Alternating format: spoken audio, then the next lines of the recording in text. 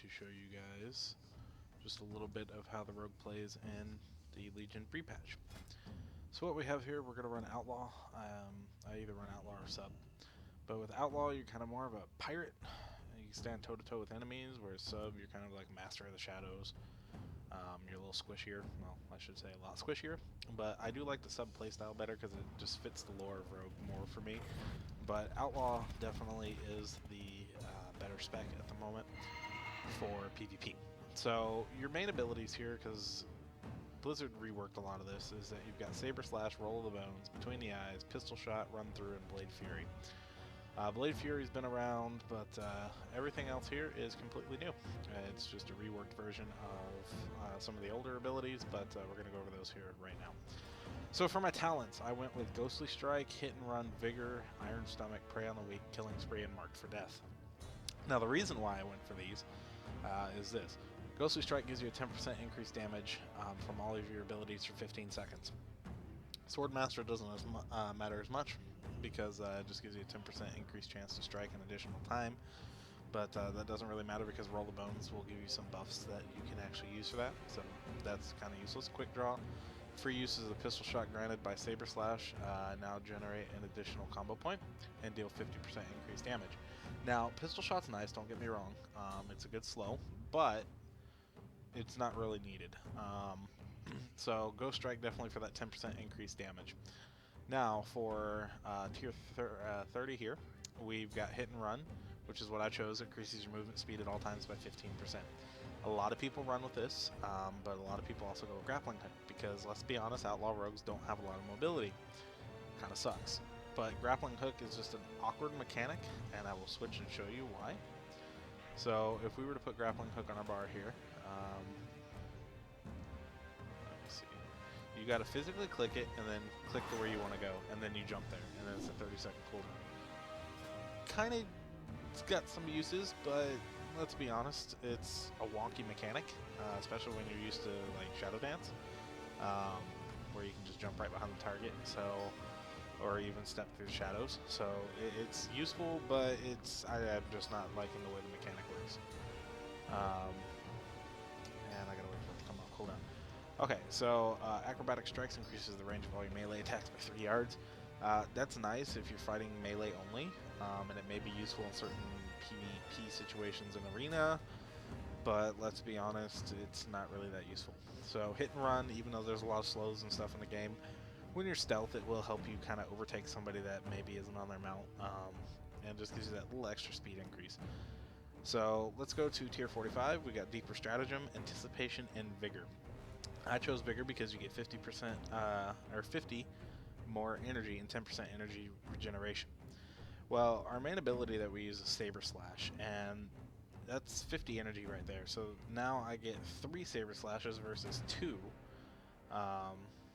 And that's, yeah, just a straight increase in damage right there. And then on top of that, you get the 10% increased regeneration. So that's going to give you a DPS increase as well, because the more energy you have, the more times you can attack.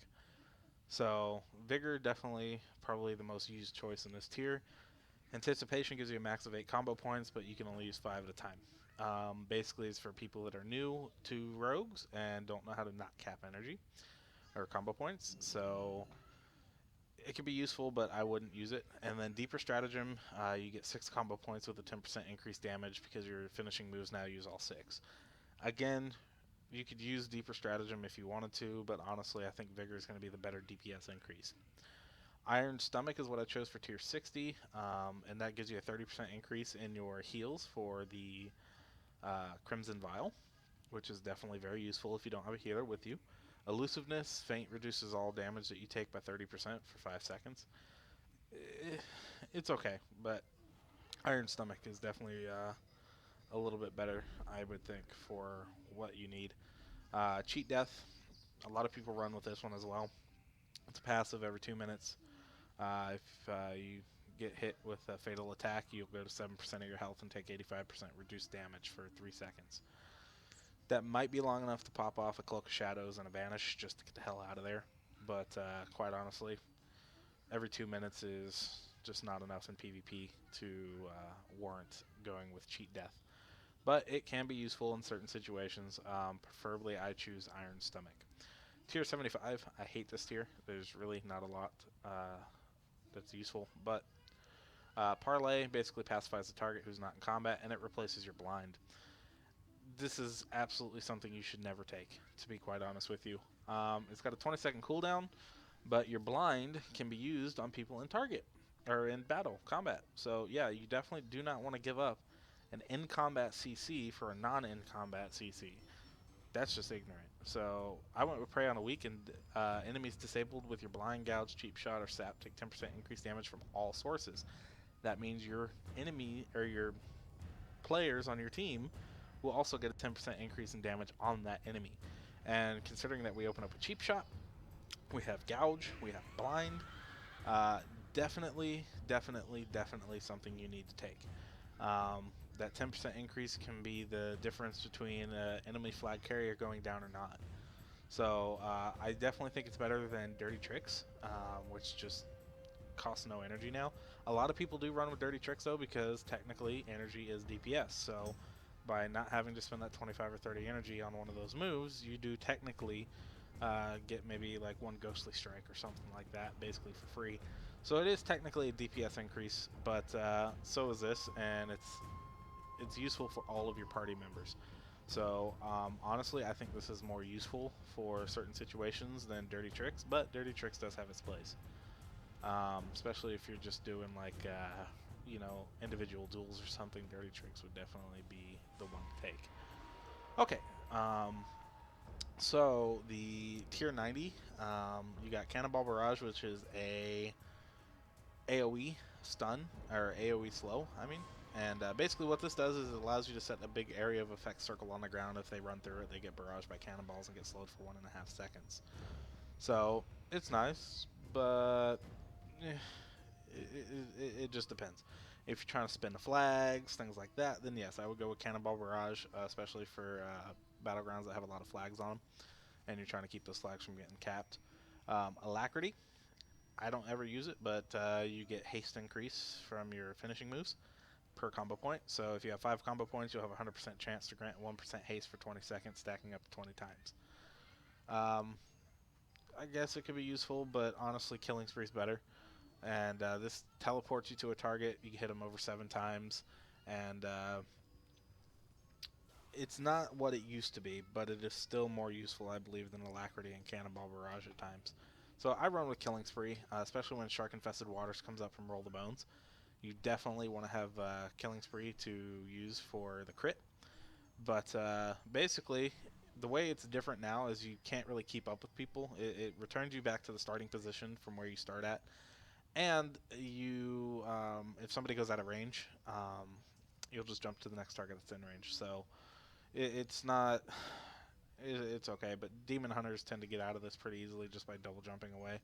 And then if somebody else is closer, you'll just stick on them instead. So tier 100, you got Slice and Dice, Mark for Death, and Death from Above. Now, Slice and Dice, a lot of people like that, but quite honestly, I think it's just an extra waste of energy at this point, and is not needed. Marked for Death, you mark a target giving you 5 combo points immediately. If they die within 1 minute, it resets the cooldown, which in PvP, as you know, is pretty common for somebody to die pretty quickly. So, Mark for Death, the way we run it is we are stealth, Mark for Death, and roll the bones, and then that gives you a full 36 seconds on your buffs that you get there. So that's definitely very useful, especially when you're trying to open up on somebody. So very nice to have. Death from Above will do a 2-part attack. It'll give you an AoE damage ability, and then you'll jump up in the air and come down and use Run Through, and it'll hit for 50% harder based on the combo points. So it's definitely a useful ability, but I find Mark for Death to be much more useful just for the DPS increase. And hold on just 1 second. Alright, sorry about that. My kid decided to get up. So, alright, so Death from Above, yeah, you're going to use Run Through, and it is useful, but I quite honestly prefer Marked for Death. It just fits in the rotation much better. It looks a lot nicer. As far as, just going through and getting that kind of fluidity going. So those are the talents that I'm running with right now. Honor talents obviously aren't available yet, so Gear-wise, it doesn't matter in BGs anymore. I started playing this rogue really, really late in the season and didn't even start PvPing until pre-patch. So you can't get all the gear anymore. You can get the basic gear for like T-Mog and stuff. And that's a Vul's Incendiary Shanker, by the way, if anybody's curious what I'm using for daggers, or transmog anyways. But like, you can't get your neck, and you can't get the rings or the trinkets, but I do have the 700 trinkets from the boxes, so, and then I'm still stuck with, yeah, these little crappy rings here. But anyways, let us get right into it. So we're going to queue up and join a battle. Now, I hate Isle of Conquest and Alterac Valley, so I try to avoid them like the plague if possible.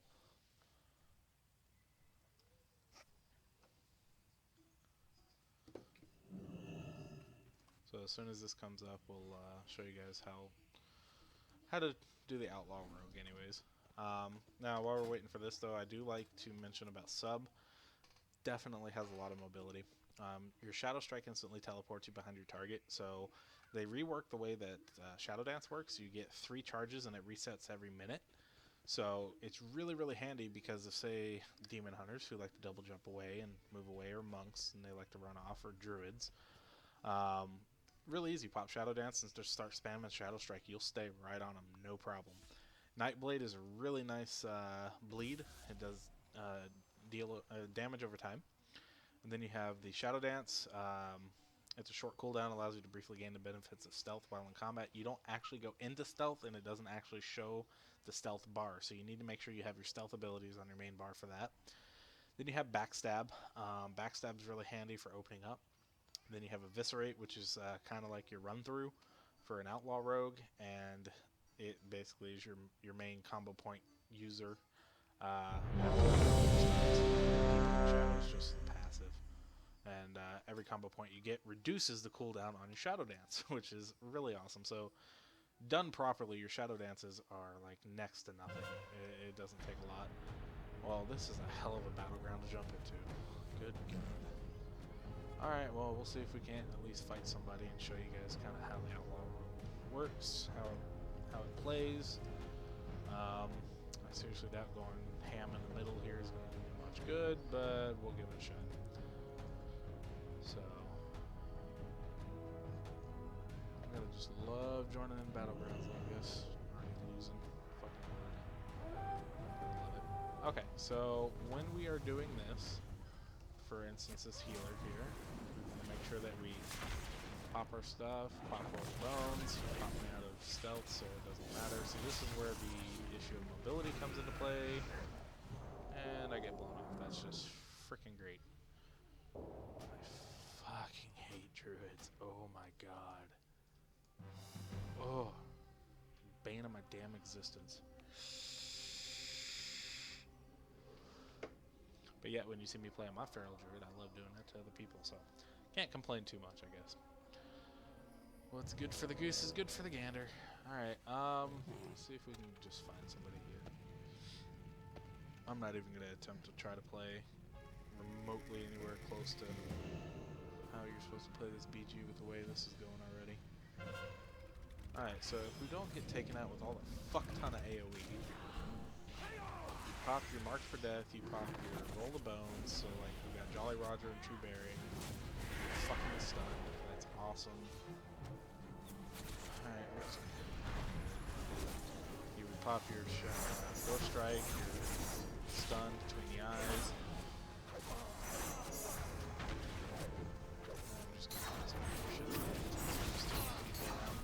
But that shows you how Killing Spree works. It puts you right back where you started. We're gonna pop Crimson Vial with the Shadow back, Shadow Cloak and Vanish. Sorry. So not much healing going on there, but again, you can Mark for Death, Roll Bones. If you get there, picking up a cheap shot.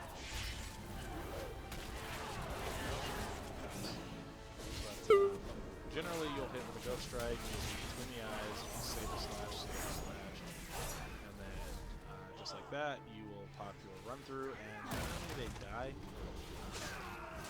Not always, obviously, but pop a Crimson Vial here. Did we killing blow for that? We did.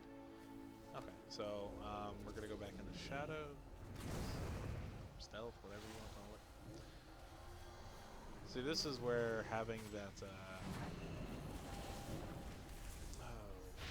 cannonball barrage would be really nice, because then I could just pop it right there on top of everybody, slow them, AoEs, and then it would allow everybody to spin that flag like that, so cap it. So that was an absolute shitty battleground to try to attempt to show you guys anything on, because, well, it just sucked.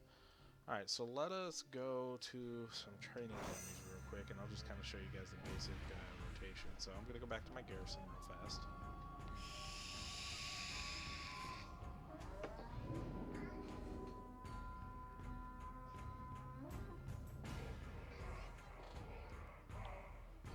So now that we're back in our garrison,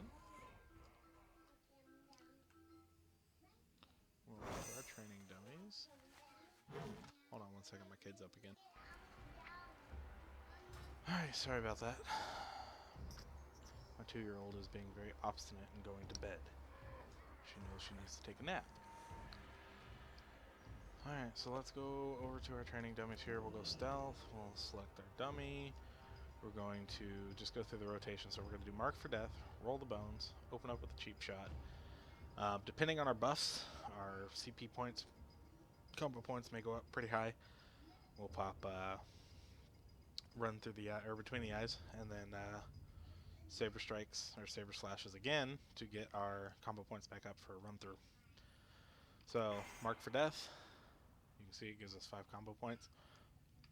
Roll the bones, so we got true bearing and grand melee.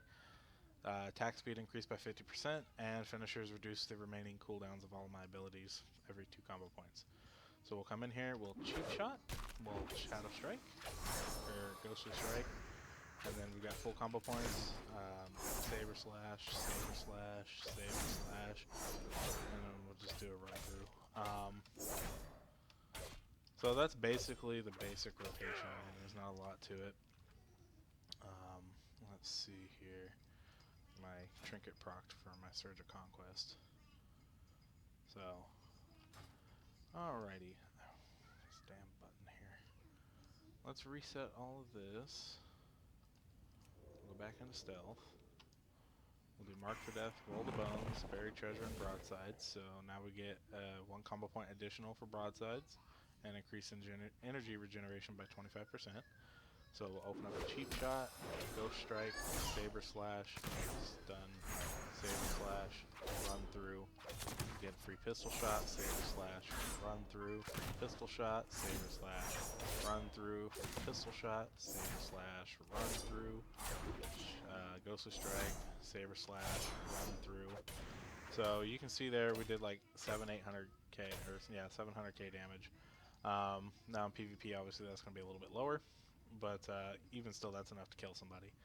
Now you can mix in your blinds, so if we wanted to blind, I could just blind them and let my energy rebuild back up in the event that I'm low on energy and I don't have between the eyes available, which is a nice 20-yard stun by the way. So that comes really in handy when people are trying to run away from you. You could also do gouge, and I'll gouge them as well to let you help kind of rebuild your energy up. If you absolutely need to, you could pop Adrenaline Rush, increases energy regeneration by 100%, and your attack speed by 20% for 15 seconds. That's really, really good to use with Shark in the Water. So in this instance here, we'll do Roll the Bones again. We got Broadsides and Jolly Roger. So Jolly Roger, Saber Slash has an additional 25% chance of striking an additional time, which will give you another combo point. And so yeah, watch. 5 combo points off 1 hit.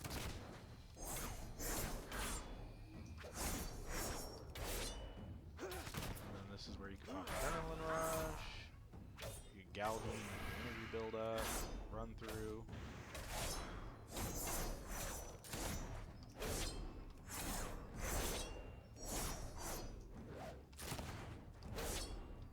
So as you can see, I mean, you could do quite a bit with your abilities there, depending on what you get for the Roll of the Bones.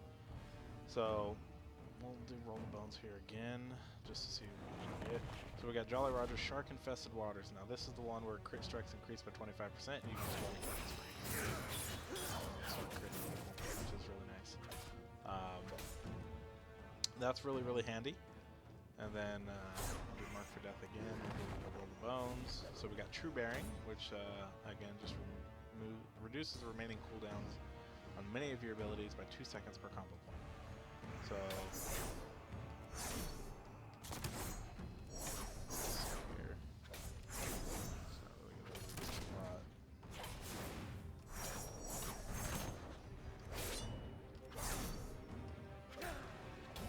Help some. I'm not entirely sure exactly what abilities it's using to do that.